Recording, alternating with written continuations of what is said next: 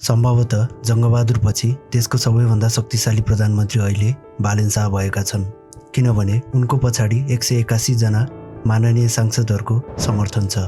यति धेरै सांसदको समर्थनसहित बालेन शाहसँग अहिले असाधारण शक्ति छ। तर प्रश्न यो होइन कि उनी शक्तिशाली छन्, प्रश्न यो शक्ति देश बनाउन प्रयोग गरिन्छ या नियन्त्रण गर्न। यो नेपालको राजनीतिमा एक ऐतिहासिक मोड हो। यो केवल सरकार परिवर्तन मात्र होइन, यो सिस्टम नै बदल्ने मौका हो। तर इतिहास हेर्ने हो भने यस्तै शक्तिले देश बनाएको पनि छ र बिगारेको पनि।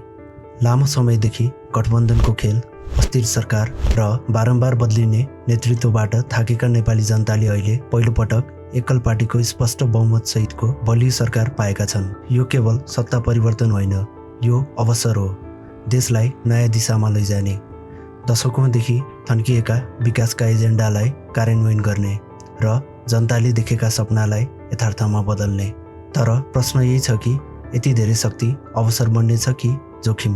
रासोपाले सरकार सम्हालेको पहिलो दिनमै पूर्व प्रधानमन्त्री ओली र पूर्व गृहमन्त्री रमेश लेखक एका बिहानै पक्राउ परे।